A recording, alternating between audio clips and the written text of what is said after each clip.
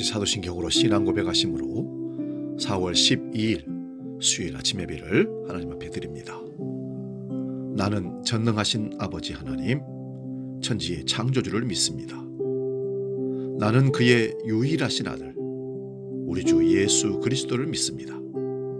그는 성령으로 잉태되어 동정녀 마리아에게서 나시고 본디오 빌라도에게 고난을 받아 십자가에 못 박혀 죽으시고 장사된 지 사흘 만에 죽은 자 가운데서 다시 살아나셨으며 하늘에 오르시어 전능하신 아버지 하나님 우편에 앉아 계시다가 거기로부터 살아있는 자와 죽은 자를 심판하러 오십니다.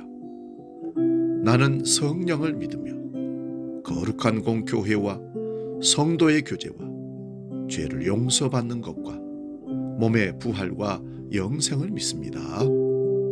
아멘.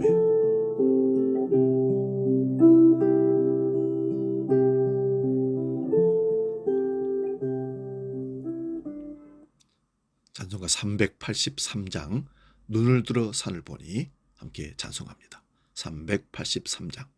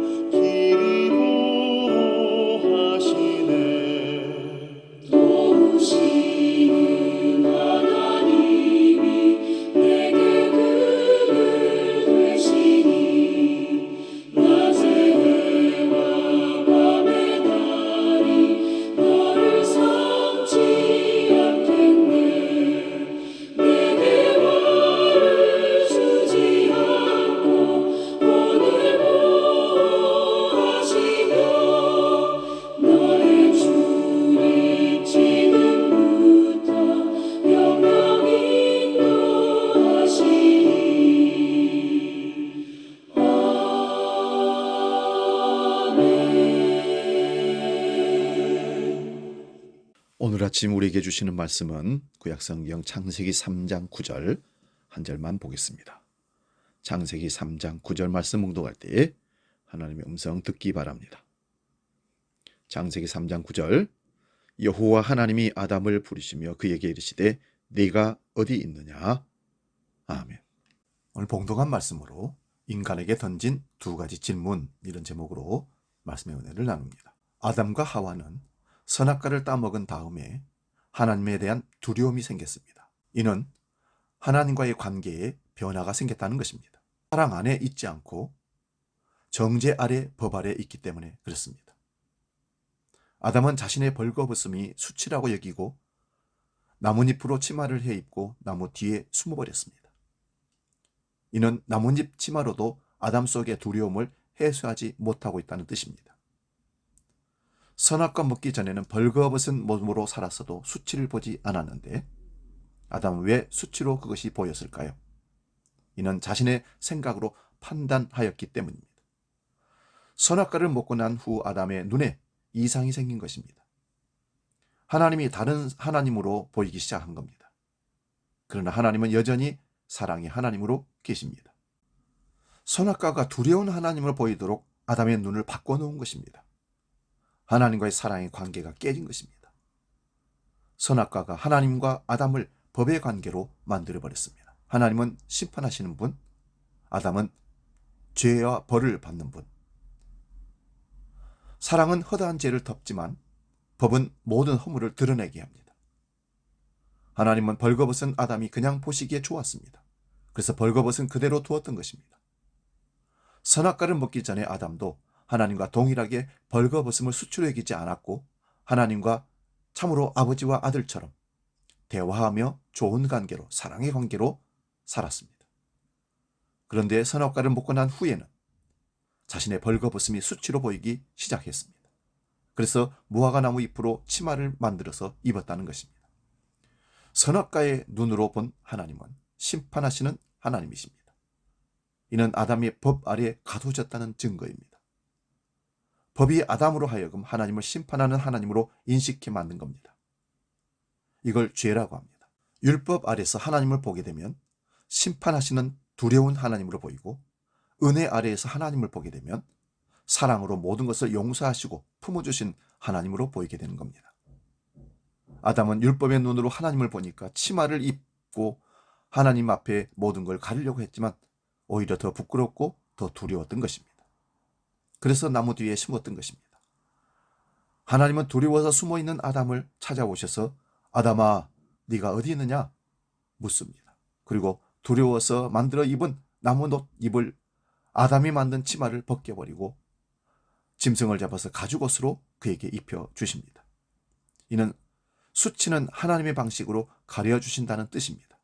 신앙은 하나님의 뜻에 순종하는 것이지 우리 방식으로 하나님께 나아가는 것이 아니라는 것을 기억하십시오. 그러나 마귀는 우리의 방식으로 하나님께 나아가라고 합니다. 우리의 방식으로 나아가고자 하는 것은 율법이라는 동네 사람들이 살아가는 방식입니다. 마귀는 인간을 율법이라는 동네에 붙잡아 두고자 합니다.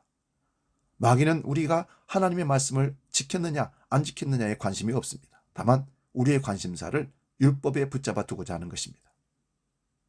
율법의 시선이 고정되면 하나님의 뜻에는 관심이 없고 우리가 무엇을 해야 하느냐만 관심을 갖게 되는 겁니다. 그럼 자기 힘으로 수치를 가리는 일을 하게 됩니다. 하나님은 수치는 내가 가려줄 테니 너는 그냥 내게로 오라 하십니다. 아담아, 네가 어디 있느냐? 내가 몸을 차리는 은혜의 자리이지 법의 자리가 아니라고 합니다. 신앙은 우리가 하나님을 아는 것이 아니고 하나님이 무엇을 하셨는지를 바라보고 믿는 것입니다. 사랑 안에는 두려움이 없지만 율법 아래에는 형벌이 있습니다. 하나님의 생명에서 떨어진 것은 죽음입니다. 하나님은 산자의 하나님이십니다. 죽은 자와 함께하지 않습니다. 마귀는 죽은 자들의 임금입니다. 그러므로 마귀는 선악과로 생명과를 가리는 일을 하는 것입니다. 선악의 동네에 있으면 하나님은 두려운 본으로 보입니다. 아담아, 네가 어디 있느냐? 동산 숯불 속에 숨어버린 아담을 찾으시는 하나님의 음성. 그러나 아담이 어디 있는지 몰라서 숨바꼭질 하듯이 찾는 음성이 아니라는 것입니다. 죄를 범하고 있는 아담, 삶의 의미를 잃어버린 아담, 방향 감각을 상실한 아담을 부르시는 음성입니다. 이 음성은 오늘날 우리에게 향한 하나님의 음성일 수도 있습니다. 하나님은 아담을 부르실 때 과거를 생각하시며 네가 어디 있느냐고 묻지 않으십니다. 또한 미래를 생각하시며 네가 어디 있을 것이냐라고 묻지도 않으셨습니다. 바로 지금 여기 있는 아담의 모습을 보고 묻고 있는 것입니다. 가인에게 물으실 때도 가인아, 내 동생 아벨이 어디 있느냐? 창세기 4장 9절에서 물으셨습니다. 그리고 노대나무 아래에 앉아서 생명을 거둬달라는 엘리야에게 물을 때도 엘리야야, 네가 어찌하여 여기 있느냐? 현재 진행형으로 묻고 계십니다. 하나님은 인간에게 두 가지 질문을 끝없이 하십니다. 하나는 아담아, 네가 어디 있느냐? 다른 하나는 네 아우 아벨이 어디 있느냐? 첫 번째 질문은 너의 실존이 어느 상태에 있느냐? 너는 현재 어떤 모습으로 있느냐? 두 번째 질문은 내 이웃이, 내 형제들이 어떤 형편에 있느냐를 너 아느냐? 라는 물음입니다. 아담을 찾으시는 질문이 하나님과 인간 사이의 문제로 인한 질문이라면 가인에게 아벨을 찾으시는 질문은 이웃을 향한 윤리적인 책임에 대한 질문인 것입니다. 즉 아담을 찾는 것은 하나님 앞에서 마땅히 되어져야 할 존재가 되길 원하시는 하나님의 음성이고, 가인에게 아벨을 찾으시는 것은 이웃에 대하여 무엇인가를 해야 할 책임적 존재가 되어야 하는 하나님의 음성인 것입니다. 이는 필연적 사명으로 서로 보완적 관계를 갖고 있는 것입니다. 요즘 우리 주변을 살펴보면 적당한 사익길이나 여행의 출구를 마련해놓고 그리로 들락거리면서 마치 전문인 것처럼 착각한 사람들이 들어 있습니다. 솔로몬의 재판에서 자기 아들이 아니니 아이를 갈라서 반은 자기에게 달라고 요구하는 악한 여인을 연상케 하는 파렴치한 모습들이 우리 주변에서 일어나고 있어서 너무 많이 마음이 아픕니다. 십자가만 걸쳐놓고 교회가 되는 것은 결코 아닙니다. 그리스도 없는 세상을 구한다거나 세상 없이 그리스도만 구할 수는 없습니다. 교회가 어떻게 하면 자기 본래의 모습을 잃지 않고 세상에 대한 책임적 존재로 행동하며 살 수 있을까요? 오늘날 바로 지금 여기에 있는 우리 자신에게 하나님은 네가 어디 있느냐 하시고 부르시며 한국교회를 통해서 목회자들, 성도들을 통해서 세상에 대한 책임적 존재로 네 아우 아벨이 어디 있느냐고 묻는 물음입니다. 우리는 그 물음에, 그 부르심에 지금 응답하고 네, 여기 있습니다. 우리가 가겠습니다. 대답할 수 있는 믿음을 준비할 수 있기를 바랍니다. 기도하겠습니다. 살아계신 아버지 하나님, 하나님은 끊임없이 우리 인간의 실존에 대한 물음을 묻고 계십니다. 두 가지 질문입니다. 네가 어떤 형편에 있느냐? 또 하나는 네 이웃이 어떤 형편에 있는가를 아느냐? 오늘 우리는 이 두 물음을 끊임없이 하나님께 대답하고 준비하며 책임적 존재로 이 세상을 믿음으로 살아내는 우리 모두가 되게 하여 주시옵소서. 주기도로 기도합니다. 하늘에 계신 우리 아버지, 아버지의 이름을 거룩하게 하시며 아버지의 나라가 오게 하시며 아버지의 뜻이 하늘에서와 같이 땅에서도 이루어지게 하소서. 오늘 우리에게 일용할 양식을 주시고 우리가 우리에게 잘못한 사람을 용서하여 준 것 같이 우리 죄를 용서하여 주시고 우리를 시험에 빠지지 않게 하시고 악에서 구하소서. 나라와 권능과 영광이 영원히 아버지의 것입니다. 아멘.